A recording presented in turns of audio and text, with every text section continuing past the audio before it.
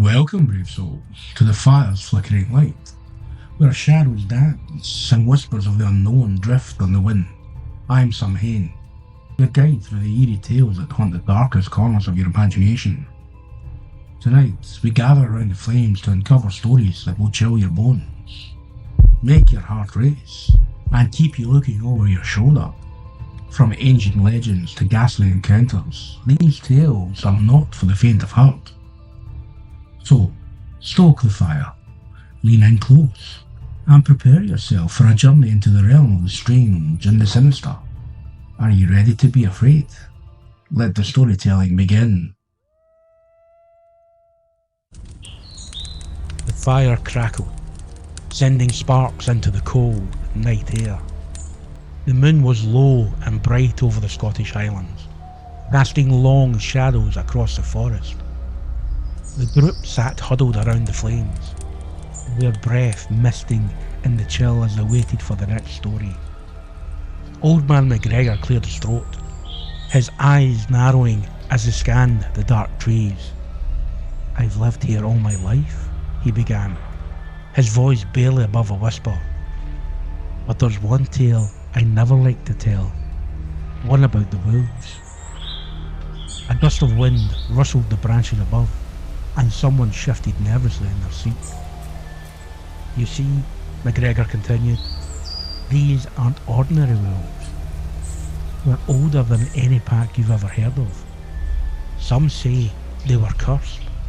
Others claim they were never wolves at all. But something much worse. They only return once every 100 years. Always the dead of winter.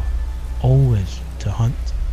The firelight flickered in his eyes as he leaned forward. The last time they came, it was 1924. People vanished. Whole families, torn from their homes in the middle of the night. They say the howls were like nothing you'd ever hear. They didn't sound like animals, more like voices, twisted and unnatural. Some folks swore they saw figures walking on two legs, watching them from the trees. A branch snapped in the darkness behind them, and the group flinched. "They always come for blood," McGregor went on, his voice lowering. "Once they pick up the scent, they never stop. No one who's seen them up close has lived to tell the tale.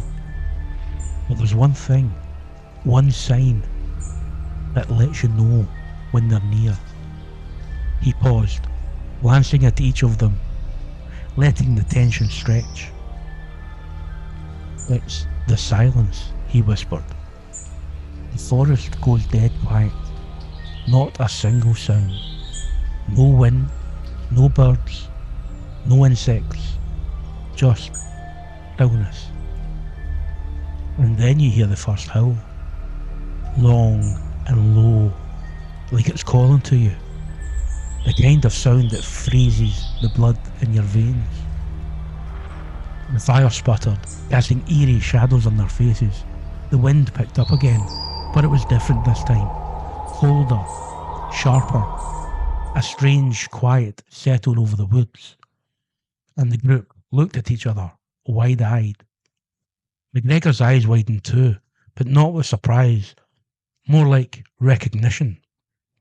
"You hear that?" he whispered. There was nothing, not even the rustling of leaves. And then, far off in the distance, a low, mournful howl echoed through the night. It was followed by another, and another. The wolves had returned. The group sat frozen, their eyes darting to the edge of the firelight. No one dared to speak. The howls grew louder, closer. They weren't the cries of normal wolves. They carried a strange, hollow echo, as if coming from something ancient, something that didn't belong to this world. McGregor's face was pale, his withered hands gripping the arms of his chair tightly. "We need to leave," he muttered, barely audible. "Now." But no one moved. The fire crackled, spitting out embers that died in the oppressive darkness beyond. The silence pressed in again, so thick it felt like the world was holding its breath. Then, out of the stillness, came the unmistakable sound of footsteps, heavy, deliberate, coming from deep within the forest. "They're not just wolves," McGregor whispered, his eyes wide with fear. "They walk like men, but don't be fooled, they're far worse." The footsteps stopped, and for a moment, it was as if the night itself had frozen. The fire flickered, struggling against the cold air. Then, out of the shadows, a pair of glowing eyes appeared. They were unnaturally high, towering above the ground, watching the group from the darkness. Another pair blinked open, then another. Soon, half a dozen sets of eyes stared at them, all glowing with an eerie yellow light. A soft growl rolled through the air, vibrating the ground beneath their feet. One of the group, a young man with wide eyes, jumped to his feet. "We need to run," he gasped, his voice shaking. But McGregor held up a trembling hand, his face grim. "You can't outrun them," he said. "No one ever has." The wind picked up, and it came with a scent. Something foul, like rotting leaves mixed with wet fur. The creatures in the shadows stepped forward, revealing their forms. They were huge, far bigger than any wolf should be. Their fur was matted and dark, almost blending into the night, but their eyes glowed bright, scanning the group hungrily. One of them let out a low, bone-chilling howl, and the others followed. It was as if the air itself vibrated with the sound, making the fire sputter and nearly die. McGregor stood slowly, his face set with grim determination. "There's only one way to survive," he said. "You have to show no fear. They can sense it, smell it. If you run, they'll hunt you down. If you hide, they'll find you. But if you stand your ground, if you're brave enough, they might just leave you alone." Another step from the wolves. Their massive forms loomed closer, lips curling back to reveal sharp, glistening teeth. The growls deepened, rumbling through the ground like an approaching storm. No one moved. No one breathed. Then, the terrifying swiftness. One of the wolves lunged forward, its jaws snapping just inches from the fire.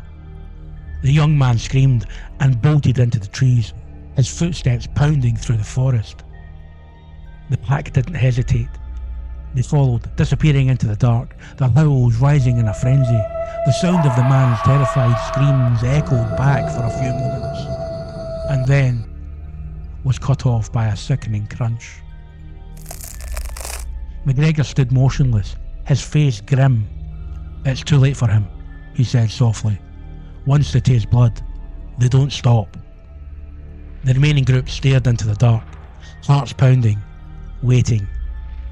The forest had gone still again, but now there was something worse in the air. A feeling of inevitability, like the night had already made up its mind about who would survive. The howls started again, circling the clearing, moving faster, closer. "They'll come back," McGregor whispered, his voice barely audible. "They always come back. They always come back." Thanks for joining us by the fire tonight. If you've enjoyed this tale of ancient wolves, make sure you hit that thumbs up and subscribe for more spine-tingling stories. You wouldn't want to miss out on the next one, especially when the shadows grow long and the wolves might be closer than you think. And remember, the next time you're alone in the woods, listen closely. They might be watching you too. Stay spooky, and we'll see you in the next one.